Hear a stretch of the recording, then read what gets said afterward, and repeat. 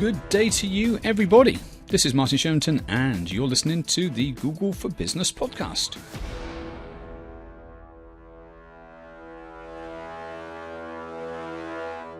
Welcome, Daniel Lemin, who is the author of Manipulated. And this is actually our round two because me, forgot to put the microphone in last time.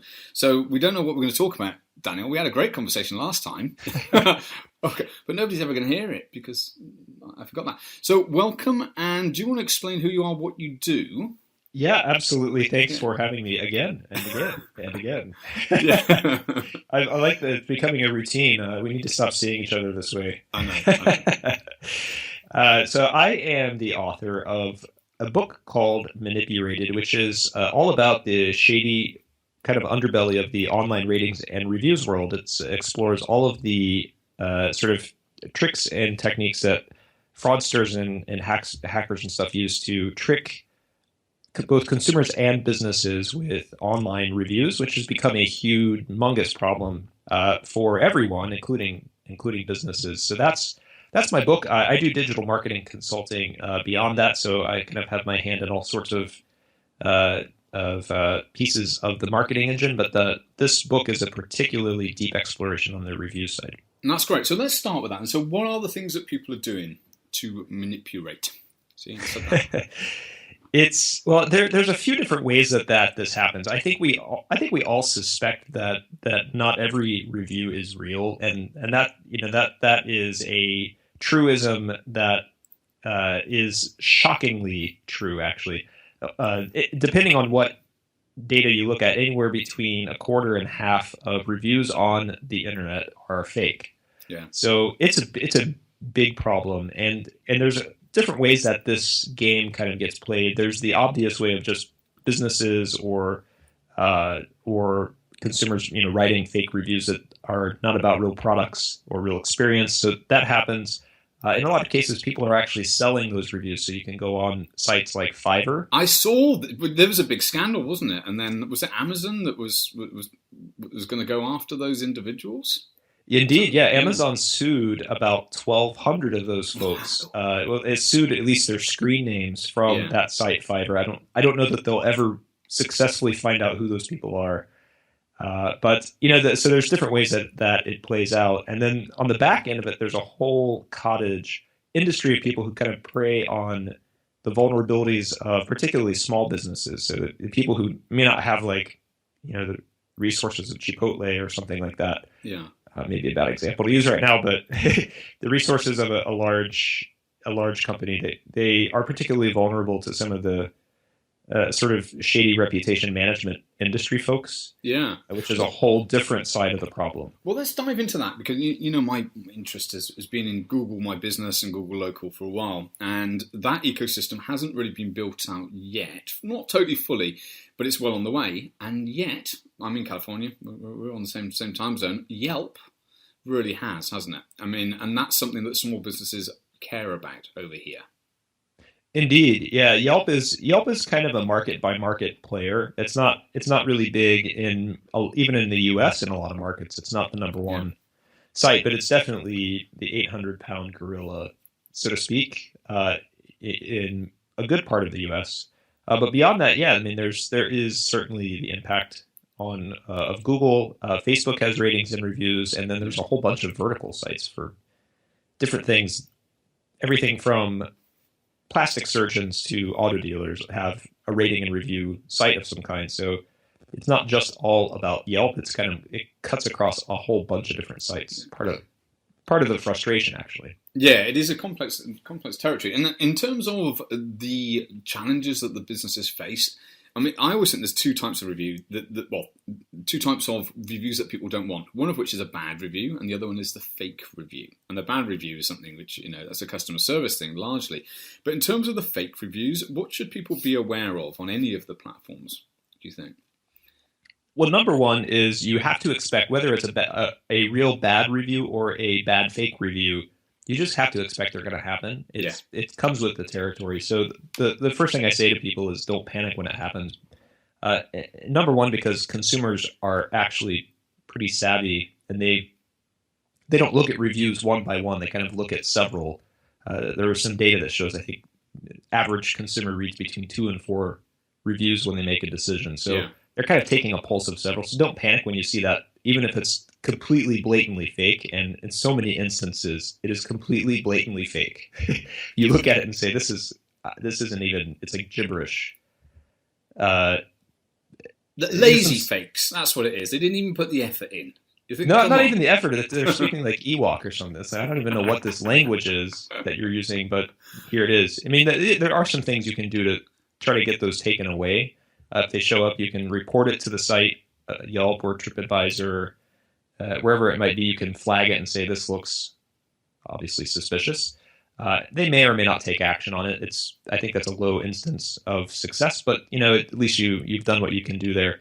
The kind of the point is you just want to move past it and keep yourself in the business of trying to generate more activity and more reviews on that site in the first place, which kind of eliminates some of that problem.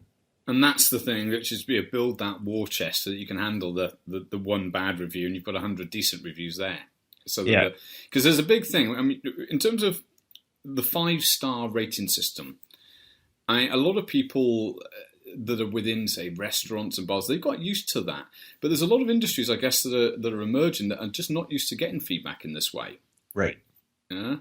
So, like doctors. Like doctors, yeah. Yeah, doctors, lawyers, they're not used to seeing themselves reviewed in a public forum like that. It's terrifying, to be honest with you. Yeah.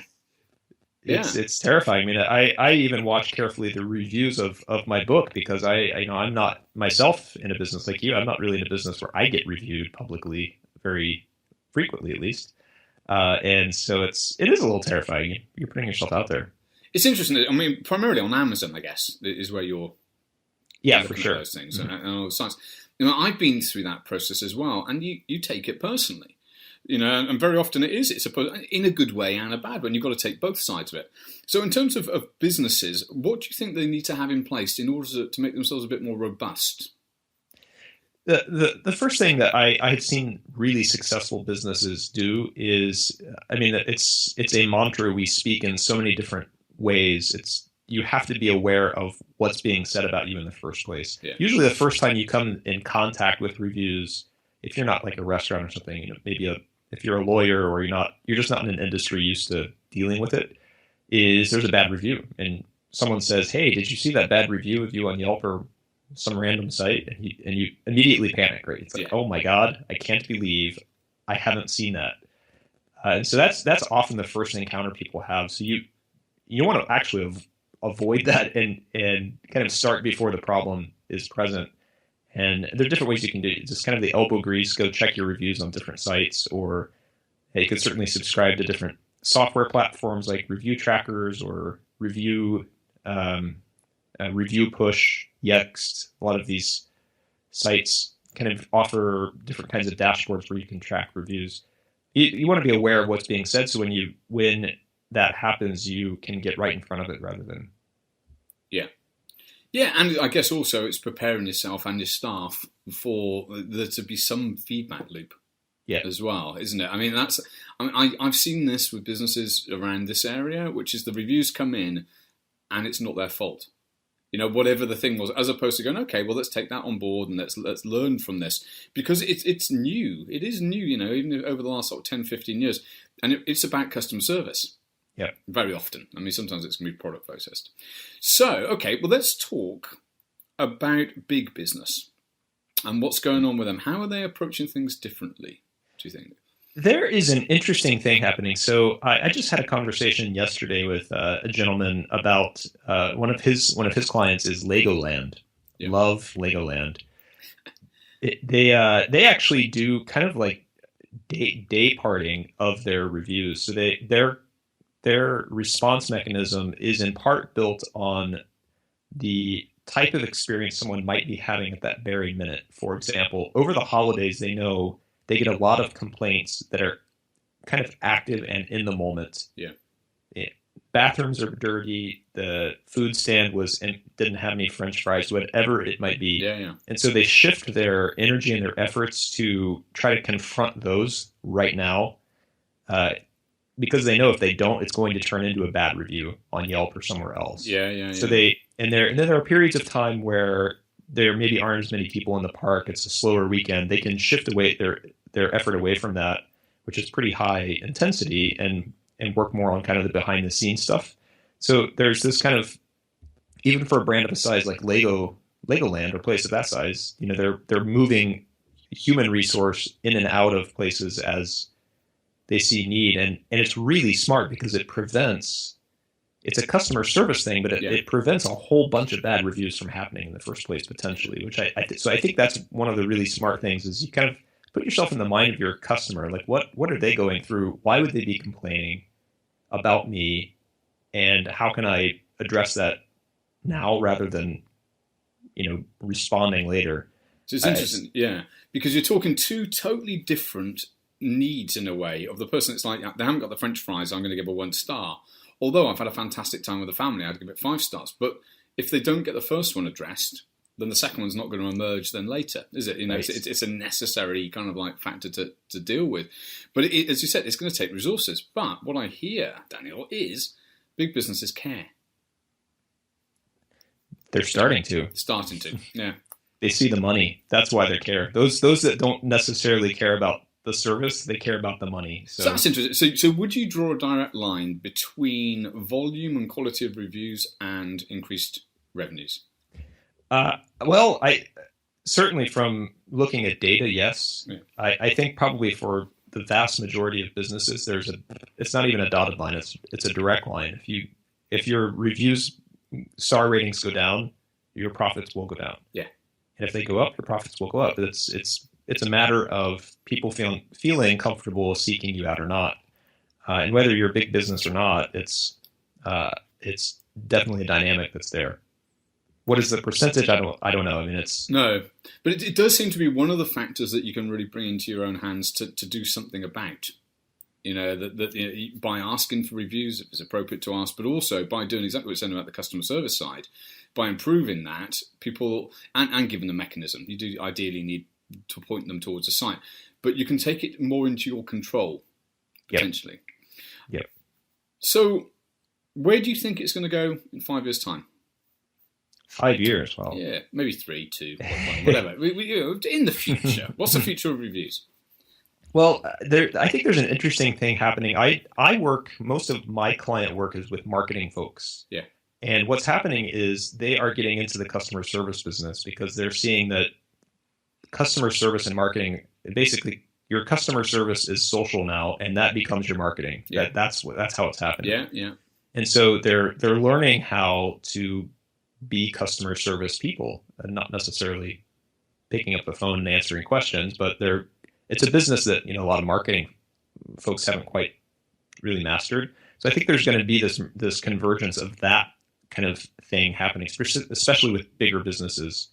And I can tell you from client work, that is a clash of the titans in many cases. It is different departments. It's not departments that ever really had much interface before, and lots of strong feelings and opinions there. But I think that's going to be a thing that happens. The other thing I'm really excited about is I think actually Facebook is going to get into the review game. In fact, they've already started. They launched a frankly kind of crappy service. I know. I saw it, the local search page. It's got a way to go, but I agree. Yeah, I think that they are hotting up, aren't they? For a multi-billion-dollar company, this is the best you could do. Yeah. I mean, come on. I could have built that. Yeah, maybe I should have. But I think they're in the best position to kind of save us from ourselves, so to speak. They know who we are. They know what our friends, where they've been and what they like, and they could then be in a good place to make very specific, not fraudulent recommendations about what we might like. Yeah, but I think they're going to get. They're in a good position to deliver that, and I'm excited to see how that will develop this year. Outside of that, it's going to be a fight to the bottom, I think, for Yelp and some of the other sites. I think there's a lot of confusion about their business model and who they really serve. And whether people are getting, whether Yelp's listings are getting as much reach anymore in search with Google. I mean, that's one of the things that's happening, isn't it? Let's touch on that a little bit in terms of Google. You know, I'm slightly obsessed, Daniel. So, what I'd say is I've seen the local guides program. Have you seen that with Google, where they're gamifying people leaving reviews and giving points and all of this? I mean, do you think that customers care yet about doing this, because it's almost a public service? I don't think they do. You're not necessarily, as a consumer, you don't talk about mediocre, right? Or if something's really spectacular, you might mention it. Yeah. But frankly, the vast majority of our interactions every day are somewhat mediocre, right? And it's not a bad thing. It's actually a good thing. It doesn't really stand out one way or the other. Yeah. And it's just not a situation where you like, oh, I'm going to rate my mediocre experience at Starbucks. Well, not really. It's not likely, even when they make it pretty easy for me to do that. Yeah. So I do think there's a collision of user interface there. Google, I mean, look, you can't ignore the power of Google. I'm obsessed with it myself. Being a former Googler, I'm a bit probably more soft-hearted toward them than some other folks might be, but the power of Google can't be overplayed. And the fact that they're focusing on reviews and ratings too is really important for businesses. Yeah, I think one of the things that you gave the answer to this, but I'm going to just say it another way, is actually, do you leave it to the consumers? If the consumer has an experience which is average, or and it could be a great experience of having that cup of coffee, but not enough to write a review, it's flipping it around so that the businesses can ask. And I think that's one of the big differences I found with the Google ecosystem compared to Yelp. Yelp don't want you to ask for reviews. We must never incentivize. We know that generally. Right.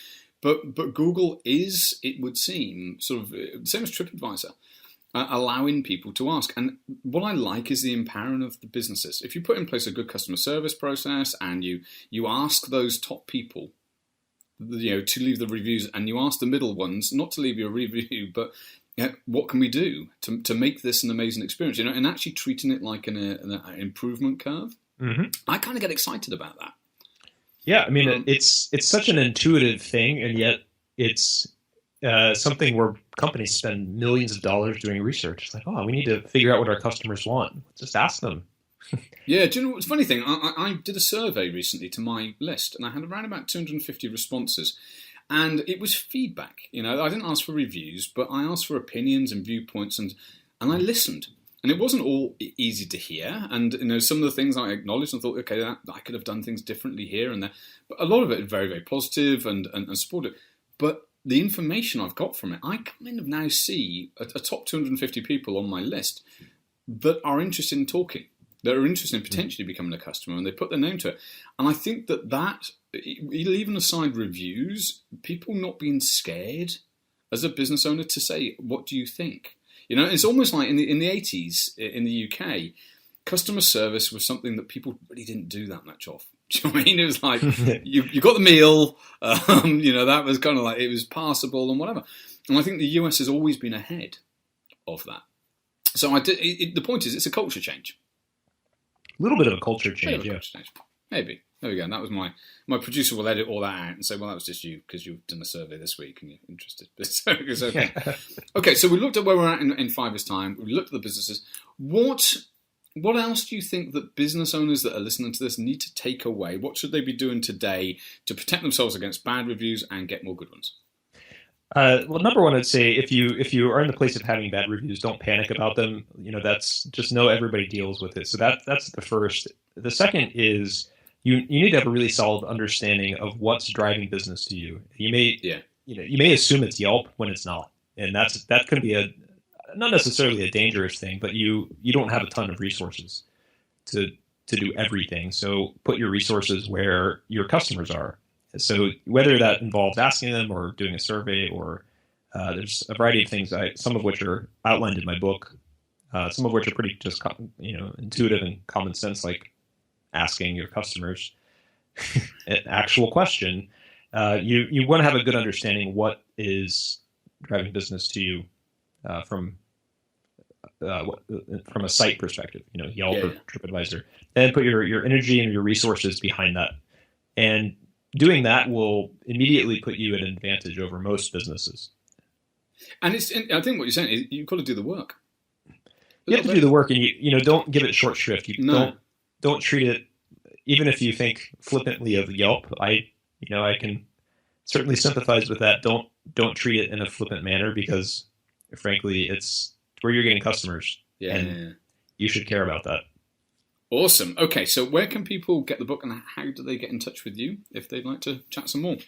Yeah, they can find, so there's tons of stuff on the book website, which is manipurated.com. And the book, you can buy it there or wherever you'd like, Amazon, Barnes & Noble, wherever you may wish. All of my contact information is on the site there too, so it's pretty easy to find and get in touch with me. I've got to ask you this. When you went to, whether it was GoDaddy or another site, and you found that the domain for Manipurated was still available, were you very excited?